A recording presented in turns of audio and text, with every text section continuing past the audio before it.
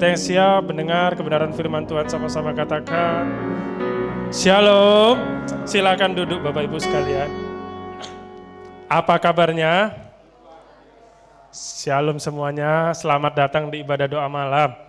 Jadi hari ini kita ada di ibadah doa malam dengan tema bulanan yang sangat spesial.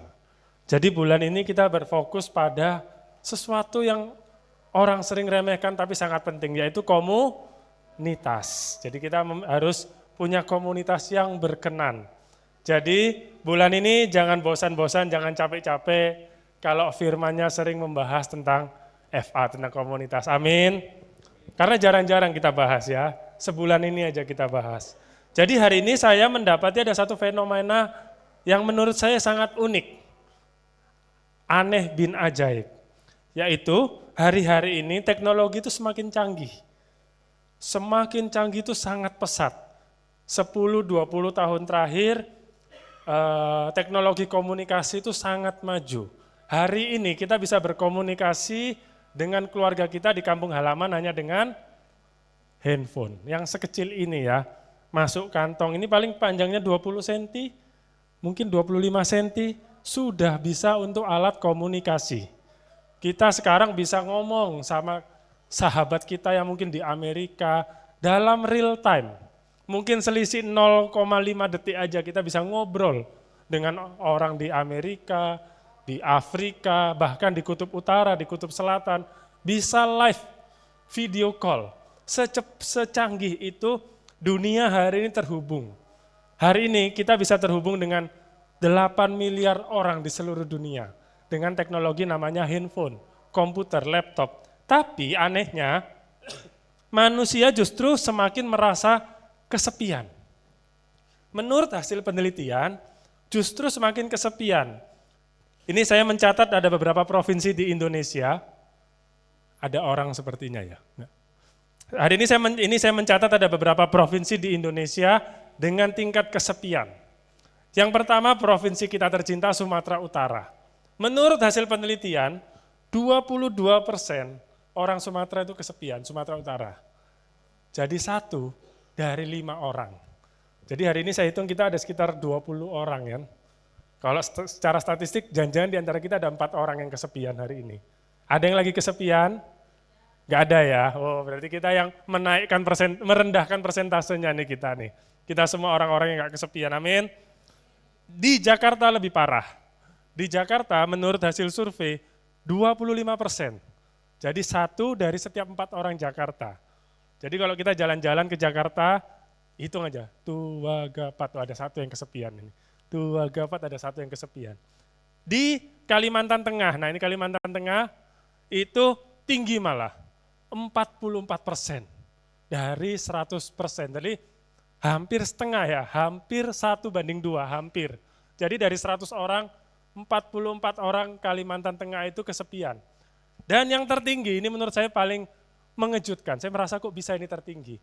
Provinsi yang terkenal pariwisatanya, yaitu Yogyakarta. Ini tertinggi di Indonesia, betul Jogja kan banyak mahasiswa, banyak pariwisata, saya juga heran kenapa Jogja? Itu 66%. Solo Jawa Tengah ya, kayaknya nggak masuk, Solo berarti aman. Jogja 66%, jadi 2 dari 3. Kalau di Jogja lebih parah. Tiap 3 orang ada 2 orang yang kesepian. Kalau secara keseluruhan Indonesia dari Sabang sampai Merauke hampir imbang Sumatera Utara 20%. Jadi orang Indonesia rata-rata 1 orang kesepian setiap 5 orang. Jadi 1 dibanding 5. Ada 20% rakyat masyarakat Indonesia yang di era digital, era AI, era internet bisa mengalami kesepian. Indonesia katanya udah sekitar 280 juta, hampir anggap kita 300 juta. Berarti 20%-nya itu 60 juta. Ada 60 juta orang Indonesia yang hari ini mengalami kesepian. Bayangkan, padahal kita pakai ChatGPT udah bisa ngobrol sekarang ya kan. Aku lagi galau nih, dibalas sama AI itu ya kan, sama Gemini, tapi bisa kesepian. Inilah anomali ya, bukan tungtung sahur ya, tapi anomali dunia. Bahwa bagaimana di era yang kita sangat terhubung. Kita sangat terkoneksi, tapi malah kesepian, lonely, malah merasa sendirian. Di saat dunia makin terhubung, saat kita 24 jam, kecuali saat tidur, hampir 24 jam kita terkoneksi sama HP kita, sama internet, sama dunia global. Kenapa kita merasa sendiri? Kenapa kita bisa merasa kesepian? Ini tentu jadi pertanyaan yang besar, namun saya kan suka sejarah. Saya memikirkan nih, kenapa ini pendapat saya pribadi. Menurut saya, karena sepanjang sejarah peradaban manusia, kan sudah ribuan tahun. Dari zaman Adam dan Hawa, itu diperkirakan 6.000 tahun lalu. Itu manusia sudah terbiasa berkomunikasi secara langsung, secara lisan. Bahkan dari zaman dulu namanya itu proto-language. Ada yang tahu proto-language? Itu bahasa sebelum bahasa. Jadi zaman dulu, orang bahasa itu setengah ngomong, setengah kode. Mungkin gitu. Oh, berburu sambil ada gerakan, itu proto-language itu seperti itu. Jadi belum ada bahasa Yunani, bahasa Arab, bahasa Jerman itu belum ada. Itu namanya proto-language, itu bahasa pertama manusia. Itu manusia sudah terbiasa ngobrol. Melihat raut wajah, mungkin ada sedikit sentuhan, mungkin sedikit ada bau ketiak lawan bicaranya, ya kan? Ada ciuman bau lawan bicaranya. Sudah ribuan tahun otak kita terdesain seperti itu. Tapi dunia hari ini hanya dalam 15 tahun itu semua diambil dari kita. Kebiasaan yang sudah jalan selama ribuan tahun ini dalam 15 tahun diganti dengan jempol. Kita sekarang berkomunikasi dengan jempol, dengan chatting. Nanti hehehe, padahal lagi nangis. Tapi chatnya wk ya kan. Lol, padahal nggak lagi ketawa. Tapi saat chat dikasih hehehe, hihihihi. Akhirnya itulah terjadi kesepian. Mungkin ini teori saya pribadi ya, bisa jadi saya salah, belum tentu benar. Bisa jadi secara psikologi, manusia nggak siap dengan perubahan yang begitu cepat. Setelah sekian ribu tahun komunikasi lisan, dalam 15 tahun tiba-tiba jadi komunikasi dengan handphone. Karena apa? Kita memang diciptakan sebagai makhluk sosial. Boleh dibuka Kejadian 2 ayat 18. Boleh dibaca bersama-sama ya. 1, 2, ya.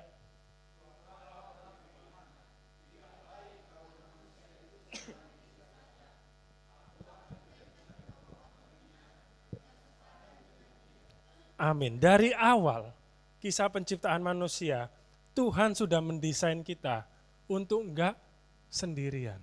Siapa di sini masih sendiri? Ya, mungkin secara jodoh sendiri ya, tapi kalian enggak pernah sendiri. Ada abang di sini, wes. Ada Pak Gem di sini, ada Pak Jo di sini ya, ada Pak Novi di sini, ada Pak Aris di sini. Kalian enggak pernah sendiri. Amin. Selama kalian dalam komunitas gereja. Kenapa kalau sendiri anggapannya harus pacar, suami, istri, kan enggak juga ya. Kan kayak gini kan kita lagi enggak sendirian ini, beramai-ramai juga. Jadi dari awal kita didesain untuk berkomunitas. Komunitas pertama tentunya komunitas keluarga. Adam diciptakan, diberi Hawa, dikasih tugas mereka, beranak cuculah, buatlah komunitas keluarga.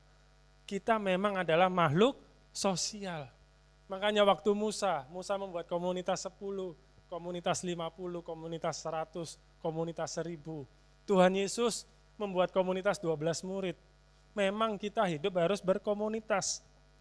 Kenapa komunitas rohani itu penting? Saya bagi dua, yang pertama Matius 10 ayat 16. Kenapa komunitas rohani penting? Matius 10 ayat yang ke-16. Lihat, aku mengutus kamu seperti domba ke tengah-tengah serigala. Sebab itu hendaklah kamu cerdik seperti ular dan tulus seperti merpati. Kita ini domba Bapak Ibu.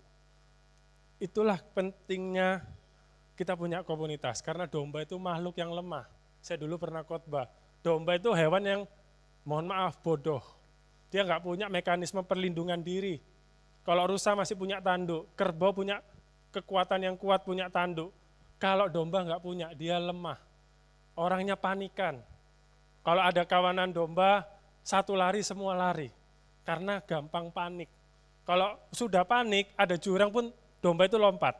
Itulah sifat domba. Nggak bisa ngerem, oh ini jurang, nggak boleh. Kalau domba ada jurang, lompat dia ke jurang. Karena panikan. Dan tempat paling aman bagi domba itu ada di kawanan. Ada di penggembalaan.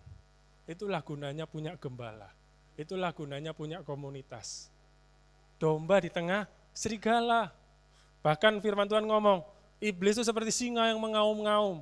Udah kita domba, lawannya singa. Kalau kita sendirian makanan empuk, itulah kenapa kita perlu punya komunitas. Perlu punya teman yang saling menjaga. Kalau domba berkawanan 100 domba, serigala mikir-mikir mau datang. Apalagi kalau di kawanan itu ada gembala yang bawa tongkat sama gada. Dulu saya pernah sharing.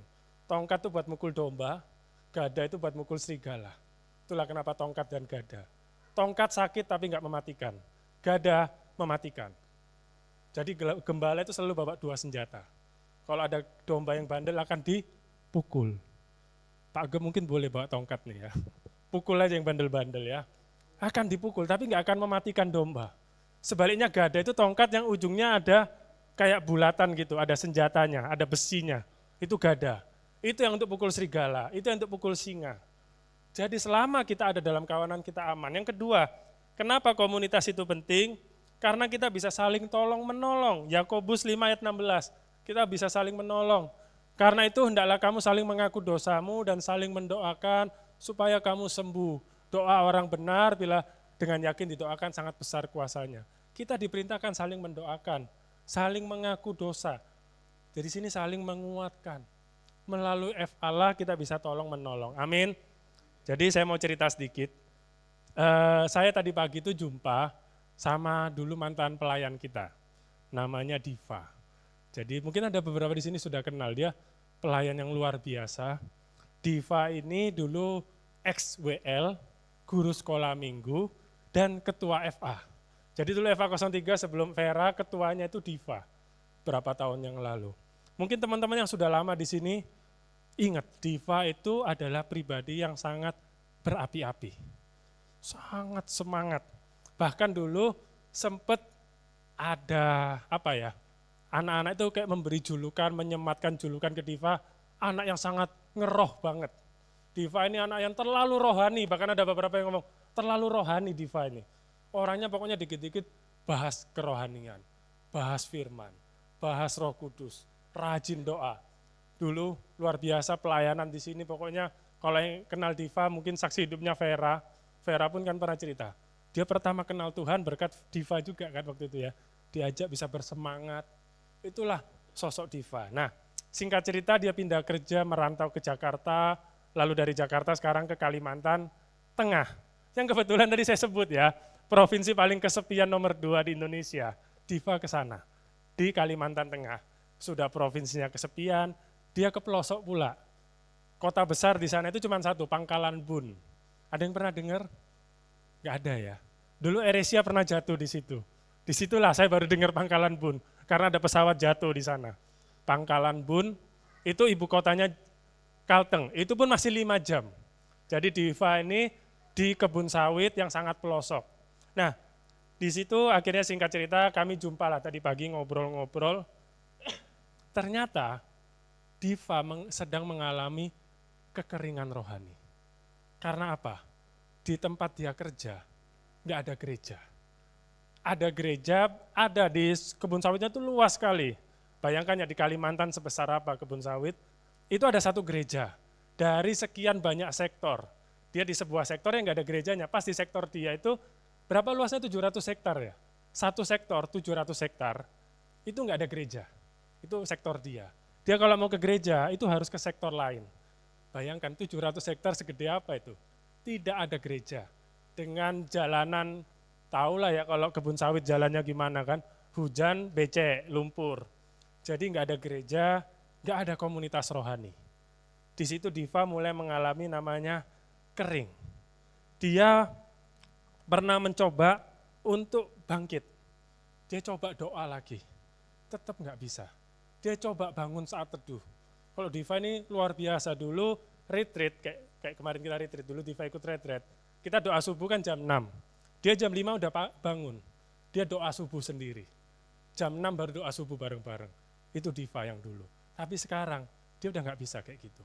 Dia cuma doa pagi, bangun tidur, doa malam. Dia tetap doa. Dia nggak kepahitan sama Tuhan. Dia nggak benci sama Tuhan. She has no problem, nggak ada masalah. Hidupnya fine, gajinya lancar, bahkan tergolong besar. Enak di sana. Dia punya masalah keluarga, justru di Kalimantan dia bisa keluar dari masalah keluarganya. Tapi dia justru jauh. Di bulan Desember saya ingat banget tuh waktu itu kita lagi sibuk-sibuk Natal, Diva sempat chat saya, dia curhat lah tentang keadaannya itu. Di situ saya ingat sekali, pesan saya ke Diva ngomong, Div, kamu perlu punya komunitas. Bikin komunitas rohani. Bikin FA. Gak usah dikasih nama FA, gak usah formal kali, gak apa-apa. Bikin, nanti aku bantu. Saya waktu itu bilang, saya awal ikut via Zoom, 2-3 pertemuan, setelah itu kalian jalan sendiri. Bikin dulu, Div. Penting, komunitas itu penting. Diva ngomong, oke lah, dia manggil saya kan Kak Jos. Oke Kak Jos, coba saya lakukan ya kalau bisa gitu. Tapi setelah 6 bulan gak ada kabar. Sampai tadi pagi akhirnya jumpa, disitulah ngobrol, saya sama Diva, ternyata dia lagi jatuh imannya, dia lagi kering. Apinya itu lagi padam, rohnya lagi padam. Dan ini yang saya mau bilang ke teman-teman, pesan juga sebelum saya lanjut ceritanya. Kadang kita kalau diajak FA males. Aduh FA, udah doa malam, udah ibadah raya, apalagi kalau anak muda, udah ikut ibadah pemuda, nanti Jumat latihan. FA, gereja kita sudah provide, sangat nyaman, sangat mudah. Dan karena terlalu mudah, kita sering anggap remeh. Padahal bagi Diva, FA itu sesuatu yang mahal. Dia sekarang rindu punya FA. Tapi kita yang di Medan ini, yang gereja kita walaupun Jumatnya nggak banyak punya 3 FA, kita sering males FA. Terlalu murah, terlalu gampang. Nah, akhirnya lanjut cerita, akhirnya kami pun ngobrol sekitar 2 jam lebih tadi. Banyak yang kami bahas, dari pacar, keluarga, pekerjaan, problema kehidupan, masa lalu, konflik-konflik dia, tantangan dia di Kalimantan, kerohanian, pelayanan sampai komunitas. Ngobrol, dan saya di akhir itu, waktu itu kan dia banyak lah menceritakan masalah, atau saya sama Tiffany ngasih masukan. Dan saya melihat secara mata roh, melalui obrolan kami, apinya Diva itu nyala. Tadi pagi, saya ngomong sama Diva, Tiffany ngomong sama Diva, saya tahu, api yang setelah bertahun-tahun itu padam, tadi pagi hidup lagi. Saya langsung ngomong ke Diva, Div, apimu ini udah nyala, masih kecil, masih redup, belum berkobar kayak dulu lagi. Tapi Tuhan gak butuh apimu berkobar untuk pakai kamu. Saya langsung ngomong gitu, Tuhan bisa pakai Diva dengan api yang redup.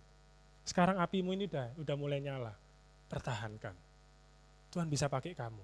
Tuhan gak perlu tunggu kamu harus kayak Diva yang dulu berkobar-kobar. Saya ngomong, Yunus, itu apinya redup, dipakai sama Tuhan.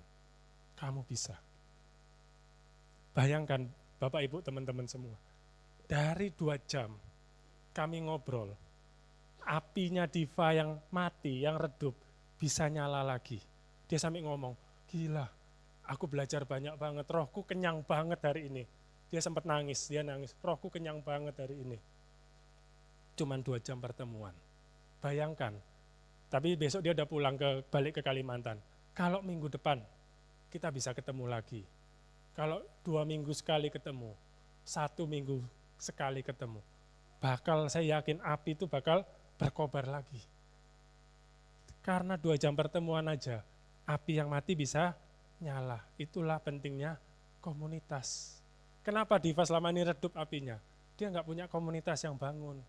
Makanya begitu dia tadi ngobrol saya sama Tiffany, dia itu seperti orang yang haus, dikasih minum. Bayangin orang di padang gurun, kita datang, kita kasih dia botol minum, minumnya seperti apa? Saya lihat tadi Diva itu seperti lagi minum. Dia benar-benar kayak dipuaskan. Kadang kita nggak sadar, kita meremehkan yang namanya komunitas. Sampai kita itu nggak punya komunitas, baru kita sadar betapa hausnya kita. Betapa kita butuh yang namanya komunitas. Amin. Bayangkan, dari 2 jam pertemuan bisa dikuatkan. Kadang kita mungkin karena sering ketemu, kita merasa nggak dapat apa-apa. Padahal kita nggak sadar. Melalui komunitas ini kita bertumbuh. Diva pun cerita ke saya salut. Lihat dia nyebut beberapa nama, Vera salah satunya, Tasya nggak datang hari ini, Esther, perubahannya banyak kata dia. Dari 2 tahun dia pergi, banyak perubahan. Mungkin yang lain nggak melihat perubahan di Vera, kita nggak sadar. Tapi orang yang udah lama nggak ngelihat, iya ya Vera berubah ya, iya ya Esther berubah ya. Itulah pentingnya komunitas, amin. Dan puji Tuhan, hari ini kita punya fasilitas yang di Kalimantan Tengah itu nggak ada, yaitu FA, Family Altar. Teman-teman boleh naik pesawat ke Kalimantan Tengah, cari itu satu provinsi, nggak ada FA di situ, cuman ada di kita, amin. Ini fasilitas yang Tuhan sediakan, jangan disia-siakan. Dan gereja kita FA-nya motonya luar biasa. Apa motonya? Yes. Jadi mungkin ada beberapa yang belum tahu, moto kita 3, kesatuan hati, tumbuh bersama, menangkan jiwa. 3-tiganya diambil dari Kisah Para Rasul pasal 2. Kita boleh buka, yang pertama kita membahas tentang unity, kesatuan hati. Kisah 2 ayat 46. Ayat 46. Kisah Para Rasul pasal 2 ayat 46. Esther. Turun 1. Dikurang 1 Esther.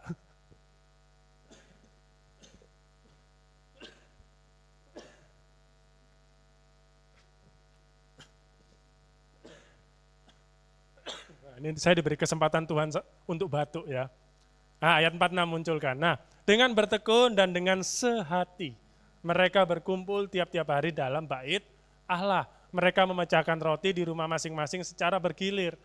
Dan makan bersama-sama dengan hati gembira dan dengan tulus hati. Jadi ada unity, bertekun dengan sehati, berkumpul. Jadi komunitas rohani, FA itu ada unity. Dan ini pesan juga untuk teman-teman yang mungkin Bapak Ibu yang sudah ikut FA, miliki unity. Saat kita berkomunitas, saat kita ber-FA, letakkan ego kita masing-masing. Jangan bawa ego. FA ada 10 orang, 10-10-nya punya ego sendiri, punya 10 keinginan, punya 10 cita-cita yang berbeda. Letakkan, miliki unity. Kayak kisah jemaat mula-mula, letakkan ego.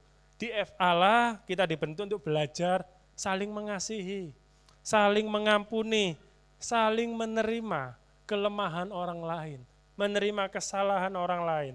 Saat kita ada unity, percaya akan ada sukacita. Amin.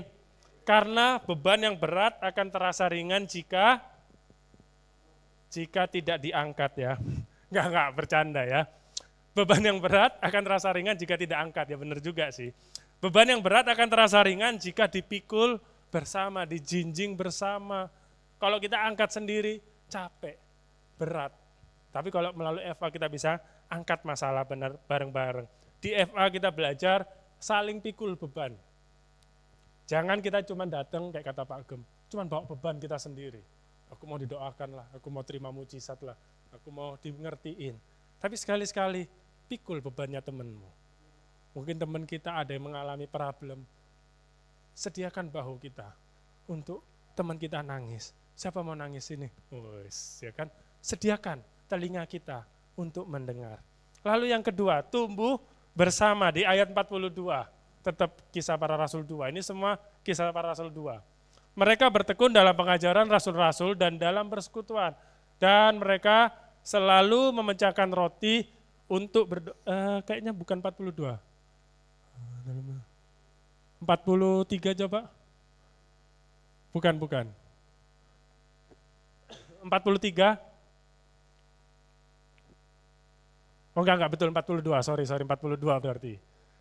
Ayat 42, mereka bertekun dalam pengajaran rasul-rasul dan dalam persekutuan. Dan mereka selalu berkumpul untuk memecahkan roti dan berdoa. Jadi di sini kita belajar apa? Tumbuh bersama. Kesatuan hati, tumbuh bersama. Kita enggak bisa bertumbuh secara maksimal kalau cuma datang hari Minggu. Cuma di ibadah raya, enggak bisa maksimal. Di hari Minggu, itu tempat kita belajar firman. tempat ada pengajaran firman. Tapi di FA lah tempat kita praktekkan firman. Kita lakukan firman, tempat kita latihan. Di ibadah raya diajarkan mengampuni, di FA lah kita belajar mengampuni. Di FA lah kita belajar menerima, belajar saling menegur. Teguran yang kasih, bukan teguran yang merusak. Ini juga harus dibedakan, penting untuk dalam berkomunitas. Teguran harus tujuan kita menegur untuk membangun. Jangan ada dalam FA, tujuan tegurannya supaya dia keluar FA. Itu adalah teguran yang salah. Aku tegur ini misalnya cinta. Aku tegur cinta dengan tujuan supaya cinta keluar FA. Nah itu berarti saya sudah salah dalam berkomunitas. Saya harus tegur cinta supaya cinta ini bertumbuh. Itulah tumbuh bersama. Bukan cuma sekedar kesatuan hati tumbuh menangkan jiwa, enggak. Tapi ada bersama. Kalau tumbuh ya udah saya aja yang tumbuh. Saya enggak peduli cinta tumbuh. Tapi di FA motonya bersama. Saya tumbuh, cinta juga harus tumbuh. Jadi teguran saya harus membangun, bukan menjatuhkan, bukan membuat cinta terhakimi, tersudut, lalu akhirnya keluar FA. Hati-hati itu enggak boleh, amin. Harus tumbuh bersama. Lalu berikutnya menangkan jiwa. Ayat 47 yang dari tadi Esther tampilkan terus ya. Ayat 47. Kayaknya Esther udah gak sabar ingin menangkan jiwa ini ya. Tuh Tuhan berkati aku, utus dia Tuhan. Sambil memuji Allah dan mereka disukai semua orang. Dan tiap-tiap hari Tuhan menambahkan jumlah mereka dengan orang yang diselamatkan. Jadi FA bukanlah kelompok yang eksklusif, bukan kelompok yang tertutup. Oh udahlah, ini anak-anaknya ini aja, 6 orang ini aja, seru-seru, sefrekuensi, cocok, nggak perlu nambah. Justru FA itu adalah kelompok yang terbuka untuk semua orang. Semua orang boleh join, amin. Melalui FA kita bisa menangkan jiwa. Jadi FA bukan komunitas khusus calon penghuni sorga, enggak ya. Siapapun boleh, calon-calon penghuni neraka pun mau join FA boleh, amin. FA terbuka untuk semua orang, bukan ini kumpulan orang suci, enggak boleh kayak ini ya Pak ahli Taurat ya, kami orang-orang suci, enyah engkau Sari gitu, enggak boleh ya kan. Padahal Sari lebih suci dari kita, tapi kita sombong kali kan, merasa lebih suci dari Sari. Enyah kau Sari, cari FA lain, FA kami khusus orang kudus, itu enggak boleh, amin. Kita harus menerima semua orang, itulah menangkan jiwa. Tujuan akhir FA adalah menangkan jiwa. Saat FA kita punya unity, semua itu sepakat, satu hati. Saat FA kita tumbuh bareng-bareng, semua imannya bertumbuh, semua kerohaniannya bertumbuh. Buahnya adalah menangkan jiwa. Amin. Itulah FA tadi, kesatuan hati tumbuh bersama menangkan jiwa. Dan ingat juga, kita nggak boleh cuma jadi berkat di FA. Dalam hidup ini, kita pasti punya banyak komunitas. FA itu cuma salah satu komunitas. Kita punya komunitas lain. Dan kita harus jadi berkat di komunitas yang lain itu. FA itu saya ibaratkan seperti dapur. Kita di FA itu seperti masuk dapur spiritual. Di situ kita dipotong-potong, kita direbus, kita digodok, kita dibumbui, digaramin, diasinkan, dilempar cabai, supaya setelah itu kita bisa mengasinkan dunia. Kita bisa menjadi terang bagi dunia. Amin. Dan beberapa komunitas yang kita harus berdampak, saya catat beberapa contoh. Pertama, komunitas keluarga. Jangan hebat di FA, hebat di gereja, tapi mengerikan di keluarga ya. Kadang ada orang, aku kalau ada dia senang kali, dia suci kali.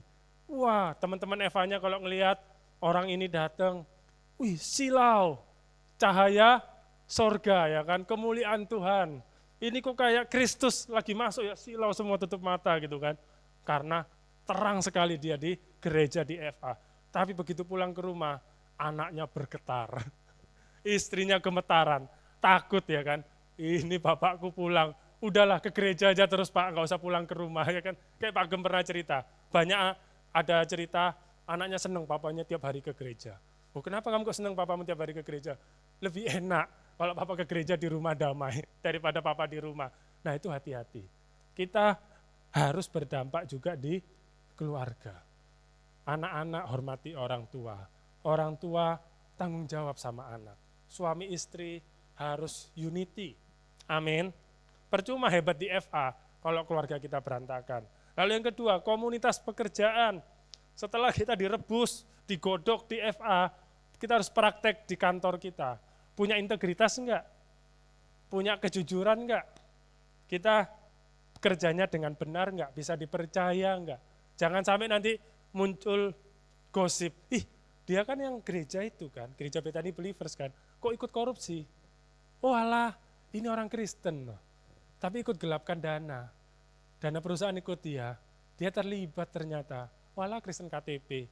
Jangan sampai muncul istilah itu, sia-sia kita nanti berkomunitas di FA, amin. Lalu berikutnya, komunitas pendidikan, yang sekolah, yang kuliah, jadilah teladan melalui perkataan, melalui perbuatan, jangan jadi tukang bully. Nanti di sini main gitar keren, ya kan kayak Jan Perez, kayak Hardy main drumnya keren, tuh dudung ya kan, kayak Dewi tadi main bassnya keren. Tiba-tiba di sekolah mukulin kawannya pakai bass ya kan. Bass yang sama digunakan untuk memuji menyembah Tuhan, di sekolah dipakai untuk bikin anak orang benjol, itu jangan ya. Hardy main drum sticknya keren, bisa diputar-putar gini. Di sekolah stick itu dipakai pukulin orang, nah, itu enggak boleh ya. Lalu komunitas pertemanan, jadilah orang yang membawa pengaruh sama sahabat, sama kerabat, jadi orang yang bawa pengaruh positif. Kayak kata Pak Jo, jangan kita datang 10 orang bubar, harus kita datang 10 orang kumpul, mau dengar kisah kita, mau mendengar berkat, ya seperti itu. Jadi FA itu adalah tempat kita dipersiapkan untuk jadi terang dan garam. Dan komunitas lain, komunitas keluarga, pekerjaan, sekolah, pertemanan, itu adalah ladang bagi kita untuk kita garami dan kita terangi. Amin. Jadi bagi yang belum FA, saya promosi ya. Besok ada 2 FA, FA 01 di rumah Pak Aris ya. Benar ya? Oh di sini jadinya. Oh ralat. FA 01 jadinya di gereja. Ya Kak, suruhku nggak di rumah Pak Aris Pak. Saya kira kegiatannya pangkas-pangkas rambut ya kan. Jadi ganti tempat besok di sini bagi yang sudah berkeluarga, sudah beranak cucu, memenuhi bumi, boleh datang besok di sini.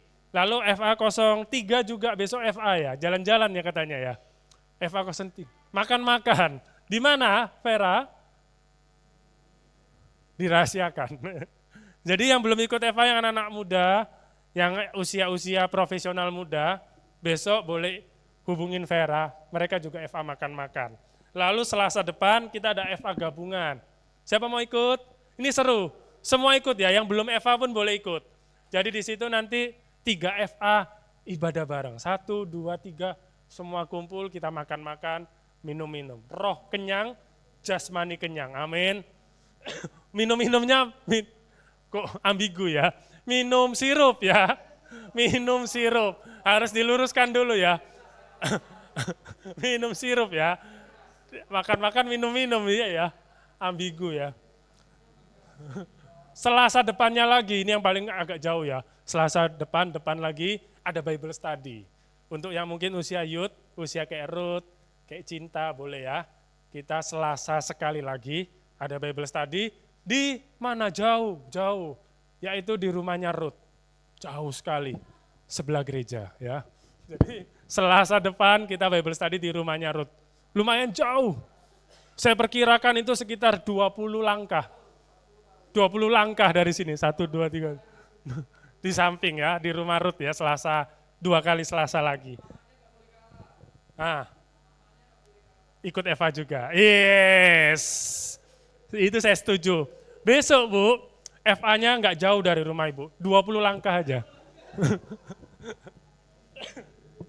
Jadi, ayo ikut. Ibu Pangaribuan besok ikut FA. Di sini, 20 langkah juga dari rumah Ibu. 10 langkah dari rumah Ibu.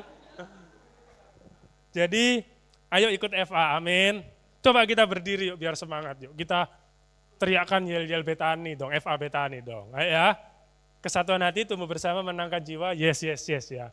FA Bethany, hati tumbuh bersama menangkan jiwa, Yes, yes, yes. Saya undang tim Praise and Worship, boleh naik ke atas mimbar, boleh duduk lagi Bapak Ibu. Nah, jadi mari kita menjadi jemaat yang berakar di gereja, bertumbuh di FA, dan berbuah di dunia. Berakar di gereja, bertumbuh di FA, dan berbuah di dunia. Mari kita tundukkan kepala, kita bersatu hati dan berdoa. Terima kasih ya Tuhan, jika malam hari ini kami boleh belajar sesuatu, kami boleh belajar betapa pentingnya memiliki sebuah komunitas rohani yang sehat, yang saling menguatkan, saling mendoakan, saling membangun. Berkati setiap kami ya Bapa, agar kami boleh juga turut bergabung dalam komunitas FA, kami boleh bersama-sama dimuridkan ya Bapa, boleh sama-sama tertanam, bertumbuh dan berbuah melalui FA ini ya Tuhan. Berkati FA 01, 02, 03, boleh terus ada unity, ada kesatuan, jauhkan dari roh perpecahan ya Tuhan. Dalam nama Yesus, juga boleh ada pertumbuhan ya Tuhan, secara rohani, pertumbuhan yang dahsyat, secara jasmani juga pertumbuhan yang luar biasa melalui FA, dan juga kami boleh berbuah, yaitu dengan memenangkan jiwa ya Tuhan. Kami rindu di tahun-tahun yang akan datang, FA kami tidak lagi 3, tapi boleh terus bertambah-tambah ya Tuhan. Boleh ada 4, 5, 6, bahkan 10 ya Tuhan, dalam nama Yesus. Pakai setiap kami ya Tuhan, anggota-anggota FA-Mu ini ya Tuhan, untuk boleh belajar mengasihi-Mu lebih lagi, belajar mengasihi sesama kami lebih lagi. Terima kasih ya Bapak, berkati untuk event-event kami, FA, besok akan ada FA, Selasa depan akan ada FA, Engkau urapi ya Tuhan, melalui kegiatan FA ini, nama-Mu semakin dipermuliakan, kami boleh saling mengasihi satu dengan yang lain. Terima kasih di dalam nama Tuhan Yesus, haleluya, amin.